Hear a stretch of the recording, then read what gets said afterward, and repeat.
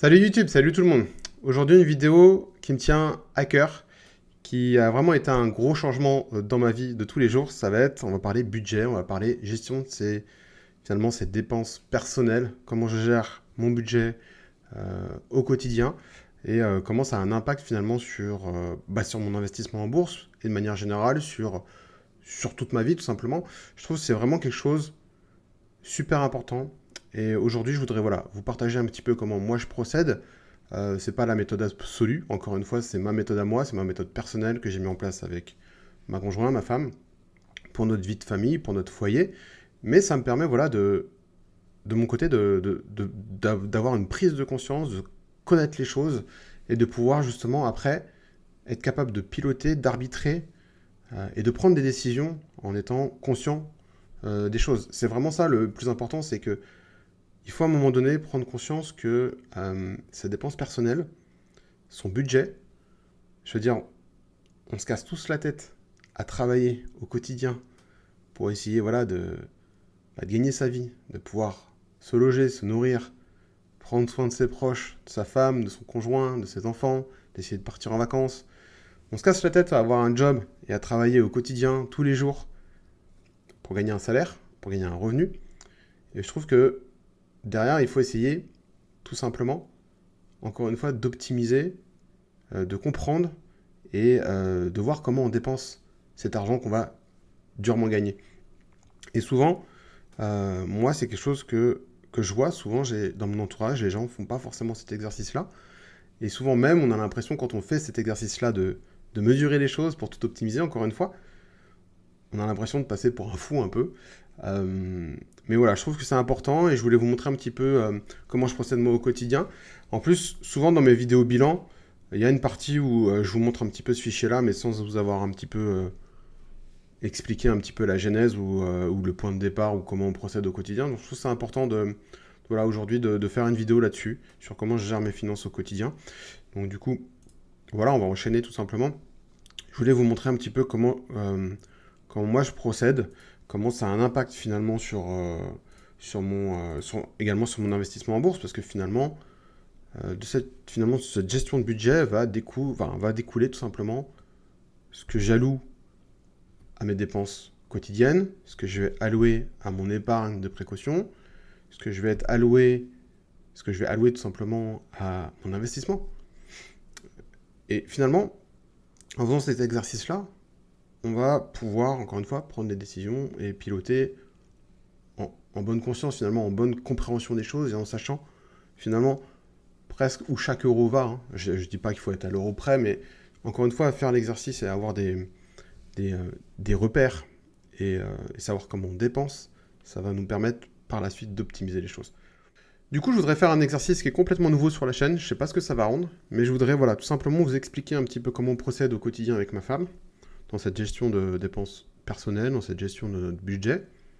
Et je me suis dit, le mieux, c'est de vous raconter l'histoire et de faire un peu un paperboard, prendre un tableau blanc et vous raconter un petit peu l'histoire. Donc, je ne sais pas ce que ça va rendre, encore une fois, mais j'espère que ça vous plaira. N'hésitez pas à me dire en commentaire. Donc aujourd'hui, voilà, aujourd'hui on est 4, on est une vie de famille, vous le savez, moi je m'appelle Thomas, j'ai 40 ans, je suis père de famille. Mais avant d'être 4, on était 2. Et voilà, je vais vous expliquer un petit peu comment on fonctionne. Donc d'un côté, vous avez Thomas, moi, forcément. Comme je le disais, 40 ans, salarié. Et de l'autre côté, vous avez Aurore, pareil, 40 ans et salarié. Et tous les deux, en fait, on va toucher tous les mois, vu qu'on est salarié, on va toucher des revenus. On va toucher des revenus, des salaires, appelez ça comme vous voulez, mais c'est la même chose. Donc on touche des revenus. Donc voilà. Ces revenus sont versés chacun sur un compte personnel. Donc un compte bancaire, hein, personnel. Hop là, c'est pas facile toujours d'écrire. Voilà, un compte.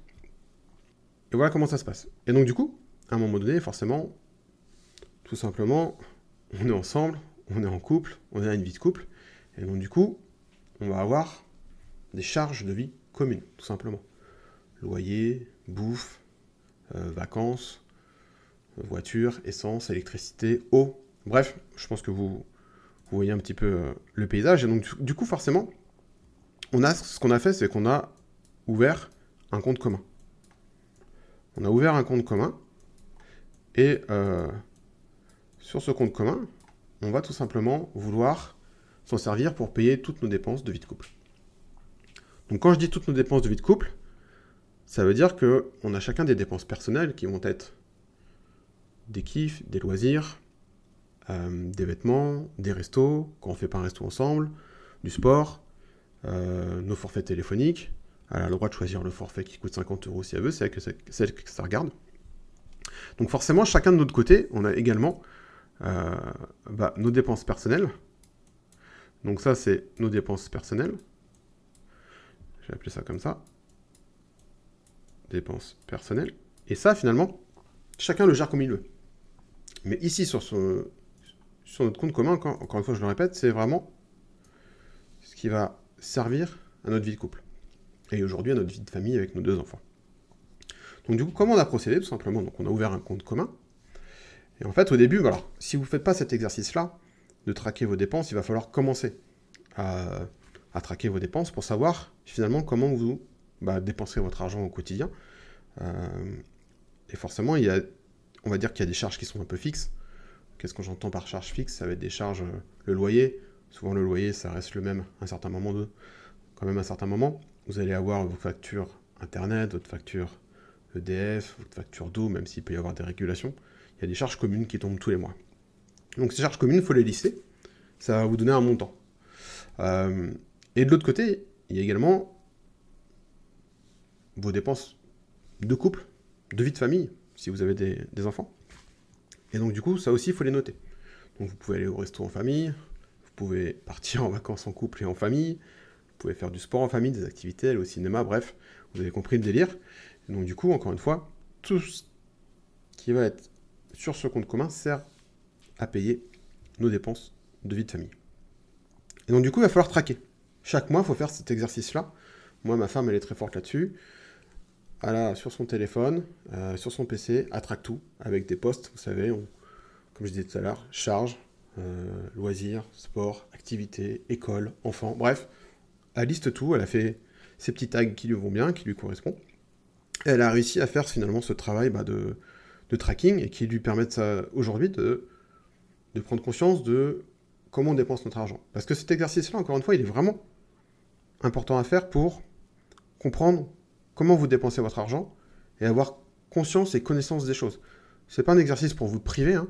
Comme je disais en intro, souvent quand on commence à traquer toutes les choses, on passe un peu pour un fou, peut-être, mais moi je préfère vraiment comprendre comment je dépense mon argent aujourd'hui. C'est un exercice que je n'ai pas fait, hein, honnêtement, toute ma vie. Pour être complètement franc avec vous, j'ai vraiment commencé à tout traquer quand j'ai eu mon 2e enfant, quand j'ai commencé à investir en bourse, en 2020, quand j'ai créé cette chaîne.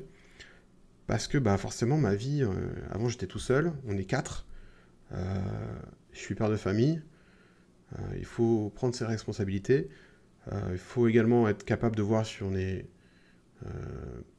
a un revenu suffisant pour subvenir à nos besoins de famille. Donc il a fallu commencer à tout compter finalement.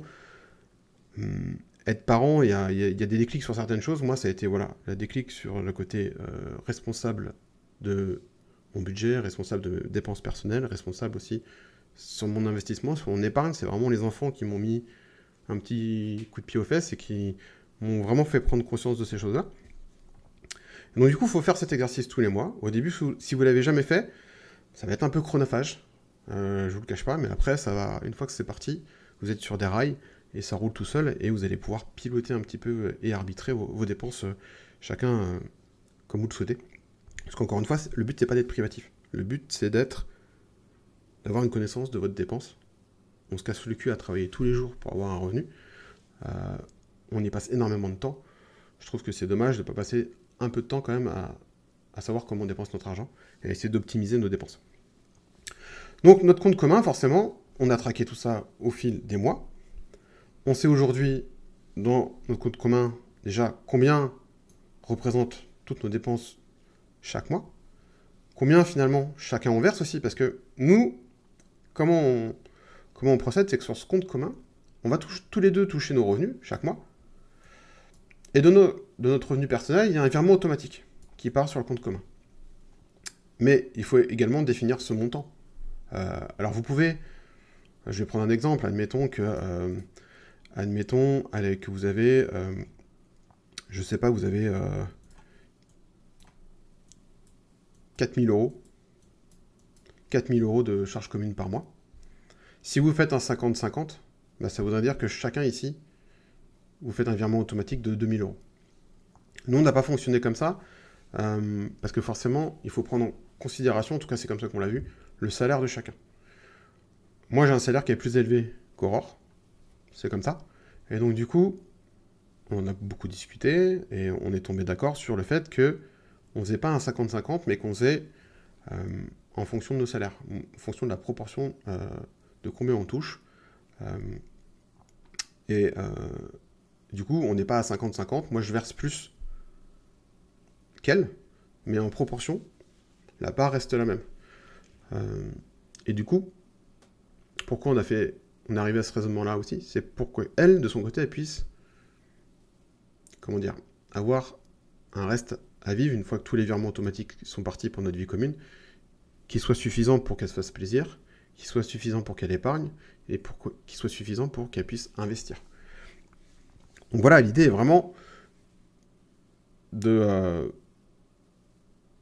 d'automatiser toutes ces choses-là. Nous, c'est vraiment, aujourd'hui, quand on touche notre revenu, elle comme moi, on a des virements automatiques. Moi, je touche mon revenu tel jour, 2 jours après, j'alimente le compte commun. Elle, c'est pareil. Et ce qu'on a fait également de notre côté, c'est que de notre côté, on a à la fois des virements automatiques qui partent pour de l'épargne et / investissement. Et ça, vous voyez, l'épargne et l'investissement, ça c'est pareil, ça perd de manière automatique chaque mois. Et aujourd'hui, on a mis des virements automatiques en place parce qu'on veut pas y couper, c'est-à-dire qu'on veut absolument épargner et investir chaque mois. On veut avoir une épargne de précaution de couple pour notre vie de famille. On a également une épargne de précaution individuelle. Et on a de l'investissement en couple et individuel. Et en fait, chacun, aujourd'hui, moi, pour être complètement transparent avec vous, quand je touche mon revenu, j'ai un virement automatique qui part sur le compte commun. J'ai 2 virements qui partent pour l'épargne. C'est 2 virements d'épargne de précaution. Comme je disais, 1 pour l'épargne de précaution de vie de famille et 2 épargne de précaution personnelle. Elle, c'est la même chose. Et j'ai un 4e virement qui part pour mon investissement. J'en ai même 5 puisque finalement, aujourd'hui, de manière automatique, j'ai mon PEA et mon compte titre qui partent en virement automatique. Et donc du coup, vous voyez, tout ça c'est automatisé. Ici, facile à gérer, ça ne me prend plus la tête. Je sais que ça part, je sais combien ça représente chaque mois. Et je sais également, j'ai également mis en place des montants de ces virements, que ce soit à la fois pour l'épargne ou l'investissement, qui me permettent d'avoir toujours un petit peu de salaire pour avoir du kiff derrière. C'est-à-dire que une fois que tous ces versements sont partis, il me reste quand même un reste à vivre, on va dire, pour les kiffs perso. Pour les dépenses personnelles, on va dire. Donc ça va être si je veux faire des sorties, si je veux m'acheter des sapes, si je veux faire du sport, si je veux m'acheter un jeu vidéo. Bref, voilà, il me reste de l'argent, et là-dessus, vous le savez, je me suis challengé, c'est ce qu'on voit souvent ici, quand je fais mes vidéos mensuelles, je me challenge ici en me disant, voilà, par mois, Thomas, je me fixe 285 € de dépenses personnelles, que je répartis dans les postes vêtements, resto, autres, web et jeux vidéo. Ça, voilà, c'est moi qui me suis fixé ça. En gros, vous voyez là, j'ai même fait un petit tableau où on voit concrètement que par mois, je m'autorise 50 € de dépenses vestimentaires, 60 € de restaurant, 100 en autres, 50 en web et 25 en jeux vidéo. Je me challenge, ça c'est moi qui ai voulu mettre ces critères-là avec ces curseurs-là. Mais voilà, c'est ce que je disais, c'est la partie rouge qu'on voit ici. Tout ça, en fait, dépenses personnelles, kiff personnel, c'est cette partie-là que vous voyez tous les mois. Et ça, elle comme moi, on le gère de manière complètement autonome. Elle n'a pas de regard, elle n'a pas d'impact sur cette partie kiff. Moi non plus, je lui impose rien. Chacun est libre de dépenser ses dépenses personnelles comme il l'entend, puisque de toute façon, notre vie de commune, enfin notre vie de couple, notre vie commune, notre vie de famille, elle est assurée, elle est validée, parce qu'on a mis en place tous ces virements automatiques, que notre épargne et notre investissement de couple, il est assuré aussi, c'est automatique, ça part. Donc du coup, vous voyez, ça permet vraiment de tout ce qui est finalement la vie commune, c'est géré. C'est automatisé, c'est géré. Et moi de mon côté, et elle de son côté, on n'a plus qu'à finalement optimiser la partie individuelle de chacun, comment on veut kiffer. Évidemment, sur les parties épargne personnelle et investissement personnel, on peut également arbitrer. Hein. Encore une fois, on est complètement libre, puisque tout ce qui concerne la vie commune est validé et assuré. Si jamais à un moment donné, vous voulez épargner un petit peu moins sur votre épargne de précaution individuelle, mais que vous voulez épargner un peu plus sur votre épargne de précaution de famille, vous pouvez, ou sur votre partie investissement personnel, vous pouvez, ou si vous voulez avoir un peu plus d'argent pour vos kiffs au quotidien. Donc voilà un petit peu comment on gère les choses, et c'est un petit peu ça que je voulais vous partager aujourd'hui. Je ne sais pas ce que ça va rendre, honnêtement. J'espère que c'est... En tout cas, là, j'ai l'impression d'avoir fait des gribouillis partout. Mais j'espère que c'est un peu... ça vous aide, en tout cas. Ça vous aide à comprendre un petit peu comment nous, on fonctionne, et que ça peut peut-être vous aider, vous, plus tard, tout simplement, dans votre gestion de votre budget et votre gestion de dépenses personnelles au quotidien. Donc voilà, c'était une petite vidéo partage du quotidien. Et encore une fois, et je vais finir par ça parce que c'est super important, mais l'objectif de cet exercice n'est pas de vous priver. Vous allez peut-être passer un peu pour un fou, comme je disais, auprès de votre entourage, surtout auprès des personnes qui ne font pas cet exercice-là. Mais c'est pas grave. Encore une fois, on s'en fout. Chacun vit sa vie, chacun mesure les choses qu'il a envie de mesurer pour optimiser sa vie. Et encore une fois, c'est plus d'avoir conscience. Parce que le jour où vous allez avoir envie peut-être d'investir, d'épargner, en ayant conscience de l'ensemble de vos dépenses, vous allez pouvoir tout simplement piloter un petit peu à vue et vous dire, ok, peut-être qu'il faut que je freine sur les restos, si j'en fais un chaque semaine, j'en ferai un par mois. Peut-être que mes SAP, plutôt que de dépenser 100 balles par mois en SAP, je peux peut-être tomber à 75. Peut-être que mon sport, mon sport, j'y vais 3 fois par semaine, je peux y aller que 2 fois. Et vous allez trouver un juste équilibre comme ça, un juste milieu qui va finalement vous convenir et qui va vous permettre d'être serein encore une fois dans la tête. Et plus on est serein dans la tête, et plus c'est facile à mener sa vie quand même. Et voilà, c'est un petit peu le partage du jour. J'espère que cet exercice vous aura plu. Je ne sais pas ce que ça va rendre. N'hésitez pas encore une fois en commentaire à me dire ce que vous en pensez. Comme d'habitude, à liker la vidéo, à vous abonner à la chaîne. Et vous le savez, ça c'est ma page personnelle. Si jamais vous avez des messages, si vous voulez m'envoyer des messages privés, passez par Twitter et par Discord. On peut échanger en face à face. Le mieux c'est Discord parce qu'on peut même s'appeler, on peut même faire des partages d'écran. C'est super interactif et c'est super précis. Alors que sur Twitter ou sur YouTube, via des commentaires ou des petits messages, des fois on ne peut pas aller trop en profondeur pour échanger, pour que je vous apporte une réponse de qualité. Donc voilà, n'hésitez pas, encore une fois, c'était Papa Investi. Et je vous dis à très vite sur la chaîne. Portez-vous bien. Vamos! Je ne l'avais pas lâché celui-là encore.